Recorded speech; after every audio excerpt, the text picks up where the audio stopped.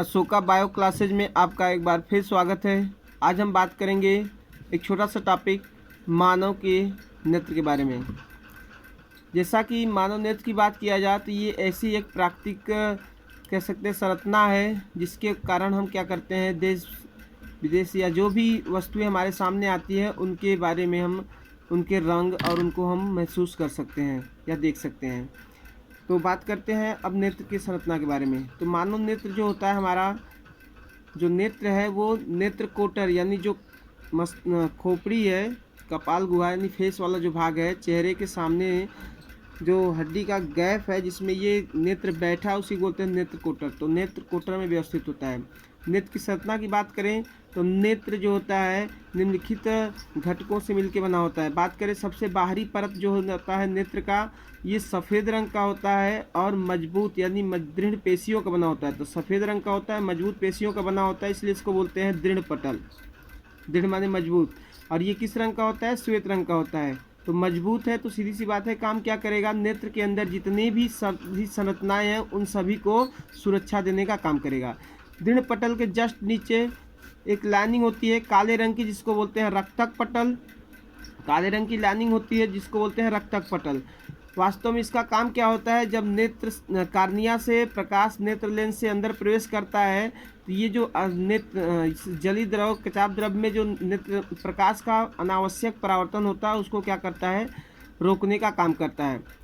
नेत्र के सबसे अंदर की ये परत जो है, इस परत को बोलते हैं दृष्टि पटल या रेटिना। सबसे अंदर वाली परत दृष्टि पटल या रेटिना कह सकते हैं, या तो फिर रक्तक पटल के नीचे, या कह सकते हैं नेत्र गोलक के सबसे अंदर की परत जो होती है इसी को बोलते हैं रक्तक दृष्टि पटल या रेटिना।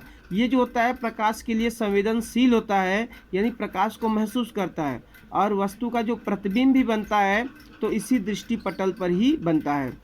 तो ये हो गया नेत्र लेंस। नेत्र लेंस के सामने का वह भाग यानी कह सकते हैं दृष्टि पटल रेटिना जो है, रेटिना पर स्थित वह भाग जहां पर वस्तु का प्रतिबिंब बिल्कुल साफ बनता है, ये रेटिना है। रेटिना का यह भाग है जहां पे वस्तु का प्रतिबिंब बिल्कुल स्पष्ट बनता है, तो इस भाग को बोलते हैं पीत बिंदु।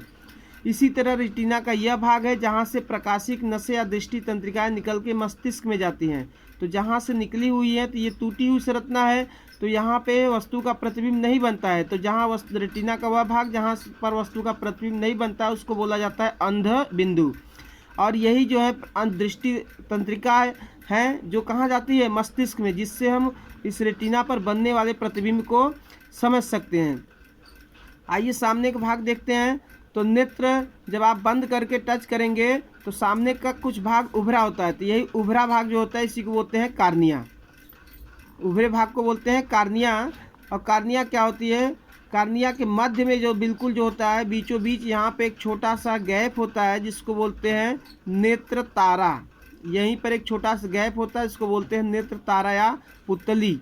इसी से क्या होता है? प्रकाश नेत्र के अंदर प्रवेश करता है। नेत्र तारा और पुतली कहाँ होती है? इसी कार्निया के बिल्कुल मध्य में। यहीं से क्या होता है? प्रकाश जो होता है नेत्र गोलक के अंदर प्रवेश करता है।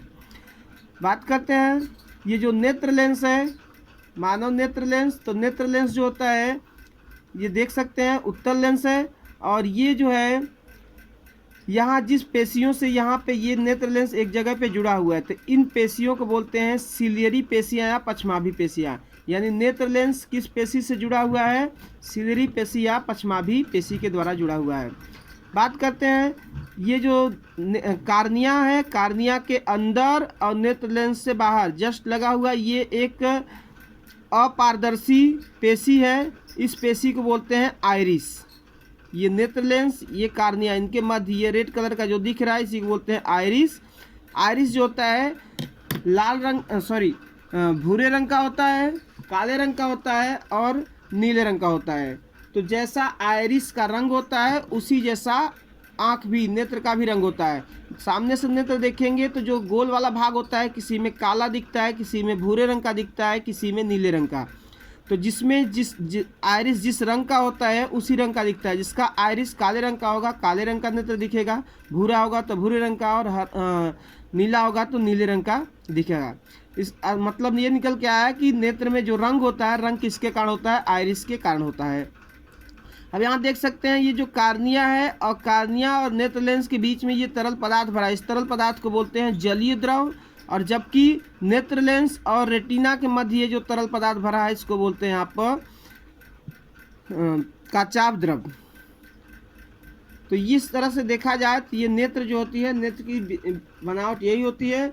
और नेत्र में जो होता है, नेत्र लेंस की जो क्षमता उसको बोलते हैं कि आप अपवर्तनांक जो होता है, नेत्र लेंस का अपवर्तनांक होता है 1.44। नेत्र लेंस का अपवर्तनांक कितना होता है 1.44। और इसी तरह से जो जलीय द्रव काचाभ द्रव्य होता है उसका अपवर्तनांक होता है 1.336, यानी इसका अपवर्तनांक 1.336 और इसका अपवर्तनांक नेत्र लेंस का 1.44 होता है। बात करते हैं नेत्र जो होता है हमारा, तो नेत्र में जो होती है दो तरह की, जो दृष्टि पटल था, दृष्टि पटल पे दो तरह की कोशिकाएं होती हैं। जो दृष्टि पटल है, दृष्टि पटल पर, ये दृष्टि पटल जो है इस पर दो तरह की कोशिकाएं होती हैं जो हमें देखने में और रंगों को पहचानने में सहयोग करती है। तो वो कौन कौन सी कोशिकाएं हैं? एक सल्काएं होती है, इसको राड्स बोलते हैं, और दूसरा होता है कोन्स, जिसको बोलते हैं यहाँ पर शंकु। तो राड्स और कोन्स होते हैं। राड्स जो होती हैं ये लंबी लंबी कोशिकाएं होती है, नाम से ही लग रहा है राड्स।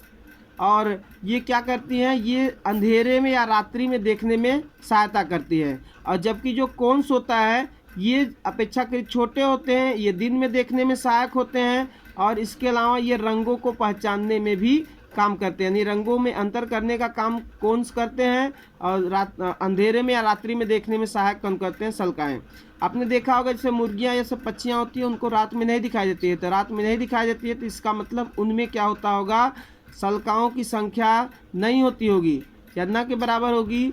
तो जो जिसमें नहीं देखा होगा उसको रात्रि में देखने नहीं दिखाई देता है, और जिसको रहेगा सल्काएं वो रात्रि में देखेगा, और जिसमें नहीं होगा तो उसको नहीं दिखाई देगा। तो जो पक्षियाँ होती हैं, अधिकांशतः पक्षियाँ जो होती हैं वो क्या होती हैं, दिन में ही देखती हैं। तो दिन में देखती हैं तो उनमें क्या पाया जाता होगा, शंकु। और जो रात्रि में देख पाते हैं जंतु चाहे पक्षी हो, उनमें क्या पाया जाता है, सल्काएं। तो वीडियो देखने के लिए धन्यवाद।